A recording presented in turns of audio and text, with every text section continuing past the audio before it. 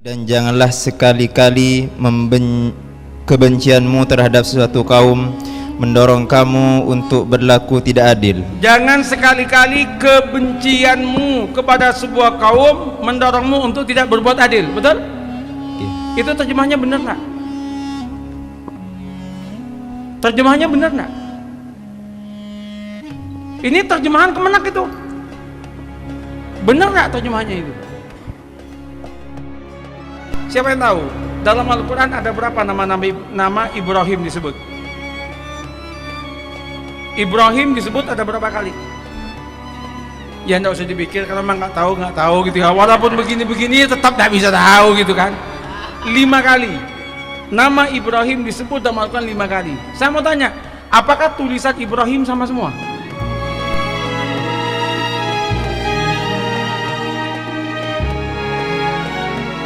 Tadi dengan sambutannya beliau Pak Ketua tadi tentang Bahrun Amik, itu ibarat dalam kitab apa tadi?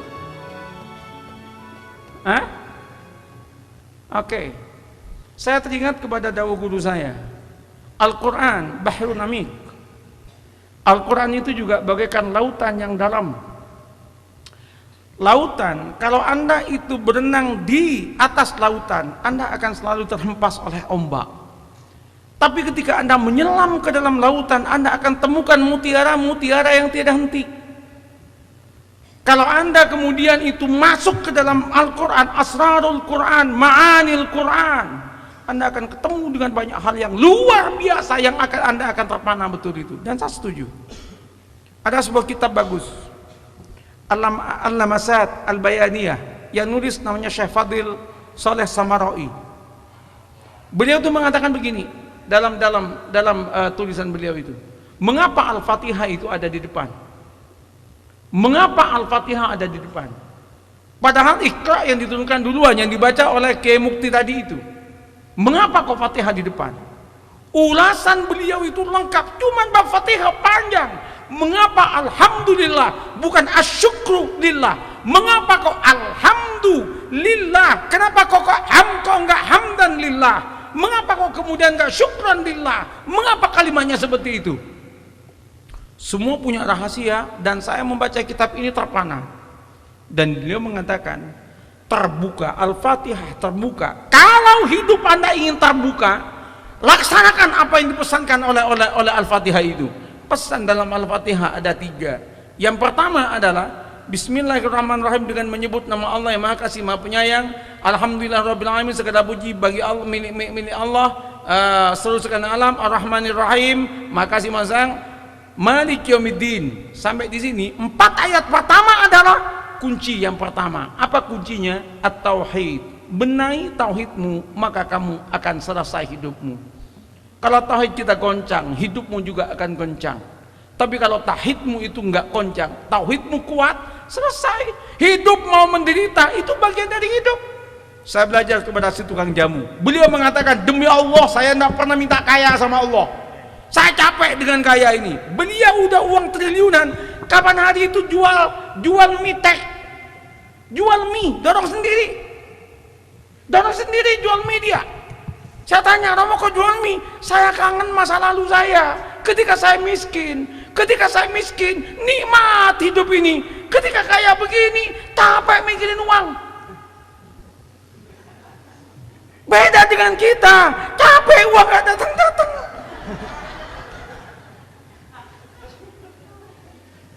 Pak, hampir setiap hari, tiap malam, perbankan itu antri di rumahnya beliau. Saya jadi saksi.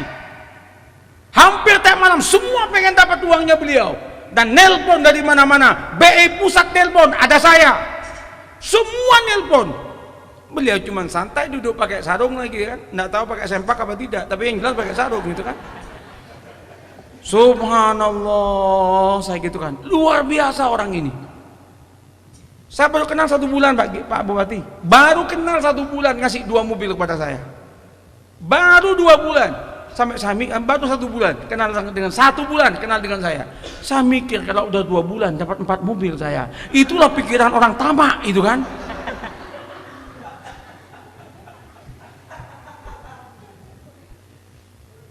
Nah, benar mengatakan saya nggak pernah minta sugih kepada Allah, nggak pernah.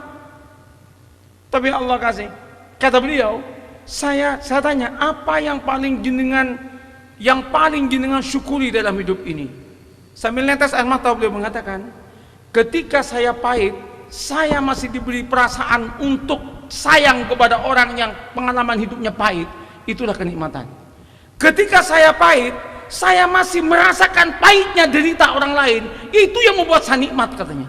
Dan tiap hari jangan ditanya berapa dia begini uang itu, berapa itu uangnya dikasih. Jangan tanya, saya tahu, melihat dengan mata kepala saya sendiri. Dan beliau mengatakan, kalau saya mau saat ini, dalam satu malam saya 1,8 miliar, enggak usah capek-capek saya, katanya. Tapi beliau enggak. Makanya ngajari saya usaha. Saya suka Pak Bupati tadi mengatakan, kita perlu usaha. Beliau ngajari usaha. Saya loh disuruh usaha. Cek kemarin itu di Sumedang tuh ngumpul tuh berapa orang santri itu sama ustadz sama kiai ngumpul kemarin itu. Saya yang ngumpulkan. Ayo kita usaha bersama, tak gitu kan. Ya salah satunya jualan jamu itu. Enggak sehat semua. Kencing manis itu Pak udah 700. Dalam waktu 3 hari sembuh. Ini nanti tak tunjukkan ini. Orang Probolinggo juga begitu. Sakit ginjal loh. Saya kan kenal dengan beliau gara-gara saya sakit. Ya Mukti tadi mengatakan kok kurus. Wah ini udah gemukan saya. Kemarin lah kurus banget, nggak makan 8 bulan setengah. Beliau tiba-tiba datang ke pondok saya mengatakan, cobi mawon yai, mbok pilih cocok kaki panjenengan. 3 dinten mawon, 3 hari aja coba, katanya. Saya nggak percaya, saya udah berobat ke Meneng 4 kali ke Malaysia. Akhirnya saya tes, cetak lab, setelah lab saya baru konsumsi milik beliau. 3 hari saya cek lab lagi. Kesehatan saya baik, nangis saya Pak.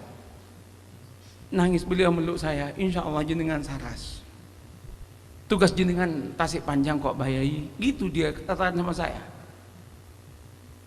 Kapan-kapan saya datangkan ke Mekasan, enggak masalah itu, untuk ngobrol-ngobrol dengan kita. Benar Pak Bupati, saya siap.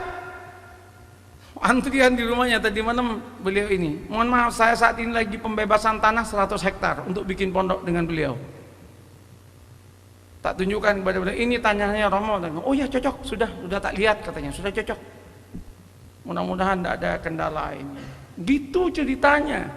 Apa kata beliau? Tapi jalannya Romo ini kan repot ke gunung. Romo ini, aduh, Papua itu aku bikin berapa triliun itu untuk jalannya. Apalagi cuma di Madura, katanya. Udah tenang aja, katanya. Buat apa uang nggak akan dibawa mati, kata beliau. Masya Allah, luar biasa. Benar Pak, saya nggak bohong Pak. Ini serius nih, kepada anak-anakku ini, kepada mas-mas mbak-mbak ini. Jangan pernah Anda putus asa. Apalagi bab rizki. Ada kitab namanya Kharisul Haqaiq, Asyakku fi rizkillahi ta'ala wasyirku billahi ta'ala syai'un wahid. Orang yang ragu terhadap rizkinya Allah dan orang yang dia syirik kepada Allah sama. Jalanin saja, beres. Insya Allah. Dari gaya duduknya ada memang calon-calon pengusaha. Ya jadi duduknya. Kalau berdirinya enggak tahu, ini duduknya.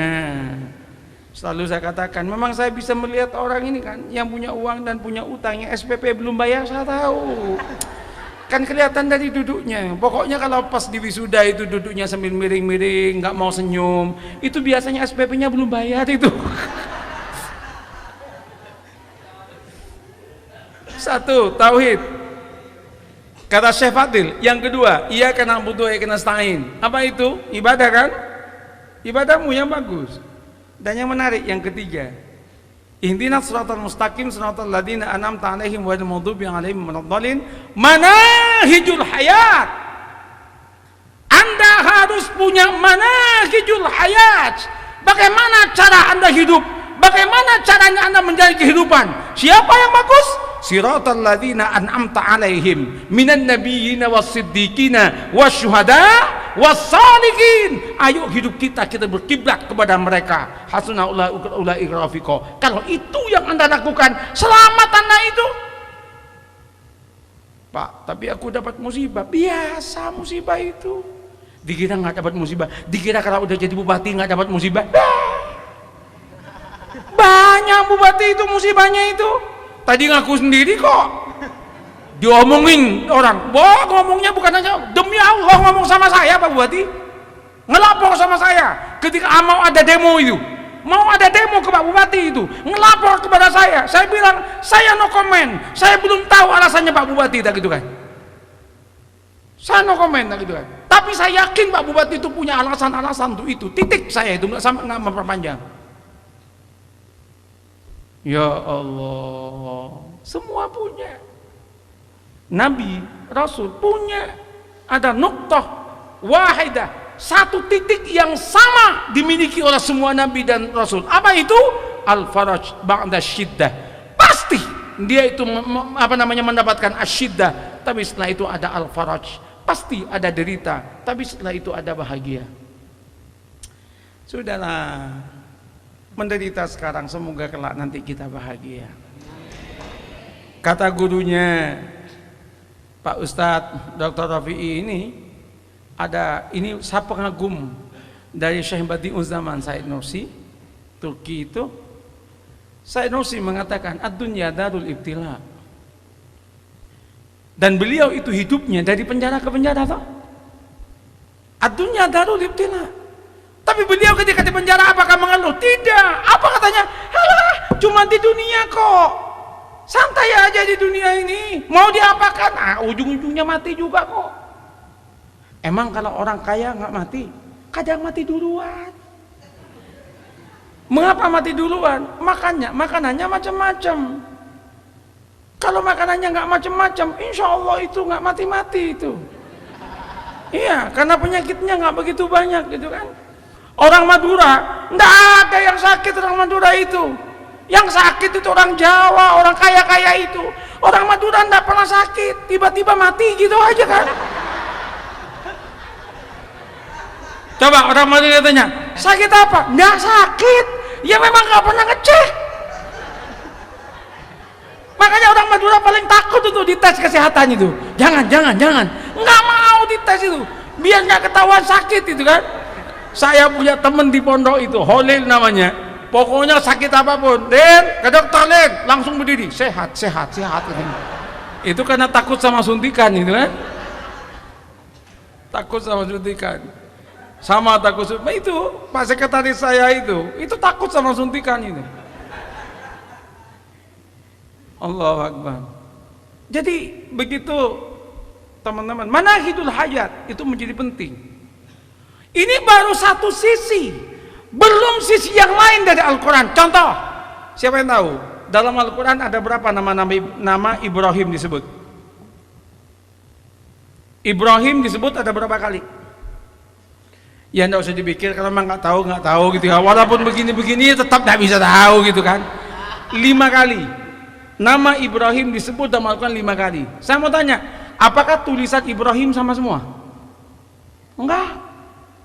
Surat Al-Baqarah itu, hari ini kaifa tuhyil mauta itu, jangan dilihat di Google atau Quran yang di Google. Di Quran Google itu salah tulisannya itu. Tapi coba lihat aslinya. Ibrahim ditulis tanpa ya. Tapi Ibrahim setelah Al-Baqarah itu pakai ya.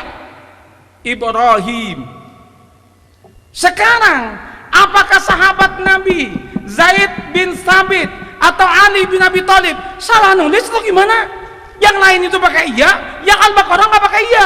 Gimana ceritanya itu? Itu pertanyaan saya dulu itu. Ini gimana kok beda? Ternyata ada ilmunya itu. Ada yang menjelaskan Ibrahim ketika ada di surat Al-Baqarah itu adalah kisah tentang Nabi Ibrahim ketika beliau belum menikah, belum punya anak, belum menikah. Sementara Ibrahim setelah itu sudah menikah. Orang yang belum menikah itu nakis, masih kurang. Kenapa? Nggak memiliki mas'uliyah ijtimaiyah, tanggung jawab kemasyarakatan dia nggak punya. Karena itu dia nakis, ianya kurang, belum kawin. Pengumuman. Ini yang belum kawin langsung mikir ini kan. Nakis, walaupun hafal 30 juz, nakis. Baru kemudian setelah menikah itu ada Ibrahim. Sama dengan kalau saya tanya, as-salah dalam Al-Quran, salat, apakah sama tulisannya? Tidak. Ada as-salah pakai lam alif, ada as-salah pakai lam waw. Apa bedanya? Masa tukang tulisnya keliru? Quran tidak pernah keliru sak tulisan-tulisannya. Inna nahnu nazzalna dzikra wa inna lahu lahafizun. Subhanallah, ini bisa panjang, Pak. Luar biasa. Sama dengan saya mengkaji. Kalau di terjemahan Kemenak itu, terjemahan Quran itu, ayat tadi yang dibaca oleh Pak Sekretaris itu gini kan, ya ayyuhalladzina amanu taqullaha wa tanzur nafsum ma qaddamat liwad wattaqullaha innallaha khabirum bima ta'malun. Khabirun bima ta'malun. Kadang Allah mengatakan basirun, ya kan? Coba dia terjemahan di Kemenak. Apa artinya? Sama maknanya, maha mengetahui. Pertanyaan saya, apakah betul khabirun dan basirun maknanya sama mengetahui? Kemudian mal farqu bainahuma? Apa bedanya keduanya? Kalau Anda hanya menghafal dan Anda tidak tahu tentang fahmul Quran, tidak masuk kepada mutiara-mutiara ke dalam Al-Quran, Anda tidak akan pernah paham betapa Quran itu luar biasa.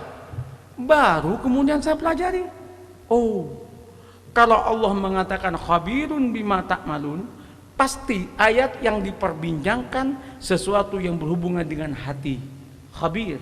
Tetapi kalau basirun bil ibad, basir itu pasti sesuatu yang sifatnya zahir. Cek kalau nggak percaya. Ilmu lain lagi. Saya belum bicara lagi tentang kesalahan terjemahan Al-Quran yang kemudian mengena kita. Ayo coba. Surat apa itu, Mbak? Mas. Wala yajrimannakum sana'anu qaumin ala ta'dilu. Surat apa? Coba sekarang buka Google. Yang bawa buka terjemahannya apa? Silakan. Ini sekaligus kuliah umum ini. Mohon maaf Pak Bupati. Sebentar Pak Bupati. Al-Maidah ayat berapa itu? Ya, wala yajrimannakum sana'anu qaumin ala alla ta'dilu. Ayat berapa? Sudah ada yang ketemu terjemahnya? Siapa yang sudah ketemu terjemahnya? Sudah, Ustaz. Mun tada pulsana jaro wajong dia Anda.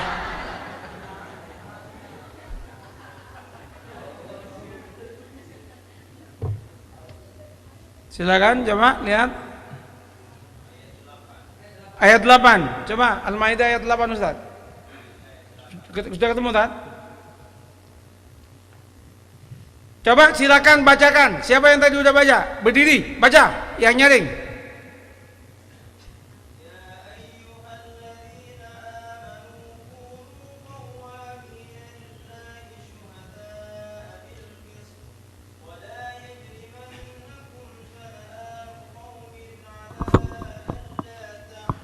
Itu terjemahkan. Yang itu diterjemahkan. Coba. Wala yajrimannakum syana'anu qaumin. Coba baca terjemahannya di itu. Terjemahnya yang ada di situ, yang ada di Google-nya itu, yang ada di Quranmu. Hai orang-orang yang beriman, hendaklah kamu jadi orang-orang yang selalu menegakkan kebenaran, karena Allah menjadi saksi dengan adil, dan janganlah sekali-kali kebencianmu terhadap suatu kaum mendorong kamu untuk berlaku tidak adil. Jangan sekali-kali kebencianmu kepada sebuah kaum mendorongmu untuk tidak berbuat adil. Betul? Iya. Itu terjemahnya benar nak? Terjemahannya benar nak? Ini terjemahan Kemenak itu. Benar nak terjemahannya itu? Ada yang mau ngetitik? Jangan sampai kebencianmu kepada kaum. Kamu dibolehkan nggak benci kepada orang?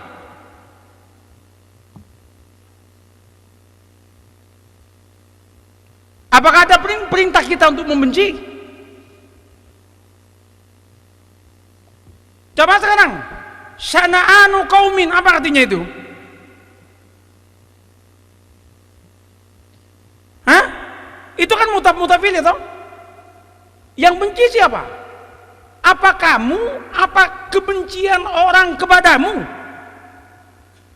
Jangan sampai kebenciannya kaum kepadamu membuat kamu tidak adil. Terjemahnya tadi, jangan sampai kebencianmu kepada orang lain. Beda toh? Itu baru saya kasih contoh. Aduh banyak Pak, kalau kita masuk kepada ma'anil Quran, masuk kepada detail-detailnya, canggih. Apa kata penjual jamu itu? Penjual jamu yang tadi yang saya ceritakan itu, beliau mengatakan, kalau dibukakan kepalamu, hatimu tentang Al-Quran, kamu akan terdiam kagum kepada Al-Quran. Lulusan S5, SD kelas 5 ngomong begitu sama saya. Apa nggak membuat saya kaget Pak? Kalau begitu ini bukan penjual jamu sembarangan. Iya. Iya. Dan beliau mengatakan kemudian, silakan. Boleh dicek Pak Ubati. 2 tahun yang lalu beliau menciptakan obat HIV AIDS 2000 biji. Per biji 2.500.000. Itu kemudian sembuh semua, tapi langsung di stop oleh beliau. Nanti akan dikeluarkan 2 tahun yang akan datang. Ditembak oleh Cina dan Jepang, tapi ternyata beda. Kenapa beda? Doanya yang berbeda. Termasuk yang ini memang doanya berbeda. Saya tadi ini orang UM ini, yang tadi ini langsung nelpon Pak, dan saya dengan beliau ambil ini, tolong minumkan itu, sembuh Pak. Pamekasan ingin ini, ayo kita bersama-sama. Saya senang semangatnya Pak Bupati. Covid ini memang harus jangan sampai merusak tatanan-tatanan. Kalau Madura seperti kata Pak Yunus tadi lumayan. Pak Yunus nggak usah takut, yang harus takut harusnya saya. Setiap saya ceramah itu Pak, diciumin sama orang Pak. Aduh ya Allah, katanya kan. Saya bingung ya Allah, gitu kan. Dicium itu, Covid, musim Covid ini. Jamaah saya rutin Pak, yang 6.000 orang itu tiap malam Jumat Legi itu datang semua Pak. Dan itu mau dicegah salaman. Nggak bisa. Ya sudah bismillah ya Allah. Hanya katanya beliau yang bikin jamu, rutin minum 1 pagi 1 malam, insya Allah semoga Allah lindungi dari Covid. Begitu kira-kira. Udah balik lagi kepada Al-Quran. Begitu luar biasanya Al-Quran. Definisi kalau tadi Pak Kiai Mukti cerita tentang ahlullah, saya mungkin akan mengutip kitab yang saya baca 2 hari yang lalu tentang ahlul Quran. Ahlul Quran itu tidak berhenti kepada hifdzul Quran, tapi fahmul Quran wal amal bil Quran. Bagaimana kita memahami pesan-pesan Al-Quran? Bagaimana? Dan memang betul orang yang dengan Al-Quran itu bagus, selesai urusan. Saya kasih contoh. Dalam Al-Quran ada berapa kali kata-kata sakila muncul? Ayo yang hafal Quran, berapa kali sakila muncul dalam Al-Quran? Iya kan cuma menghafalkan tapi nggak ngitung kan. Benar juga, nggak masalah, jangan merasa malu. Kalau masih menghafalkan juga ngitung kan capek Pak. 2 kali. 1 adalah qaulan saqila. Yang kedua adalah yauman saqila. Yauman saqila itu pada surat Al-Insan ayat 27. Sementara yang satunya itu bukan Al-Musalat itu. Hal ata'alan insani hirna dalam ikon sama Qura itu. Ayat ke-27-nya itu. Itu kemudian yauman saqila, hari yang berat, hari yang penuh dengan asyada'id wal mihan, penuh dengan ujian dan kegaduhan luar biasa. Satunya qaulan saqila, inna sanulqi 'alaika qaulan saqila. Qaulan saqila itu apa artinya? Ya, perkataan yang berat itu apa? Perkataan berbobot apa? Tafsirnya Al-Quran toh? Al-Quran, apa kata ulama? Kalau kamu dengan Al-Quran, kamu akan selamat yauman saqila. Mengapa kok ada satu qaulan saqila? Mengapa yang kedua yauman sakila? Yauman sakila, hari yang penuh dengan syada'id wal mihan. Anda akan selamat ketika hidupmu adalah hidup dengan Al-Quran. Bismillah, semoga semuanya menjadi ahlul Quran.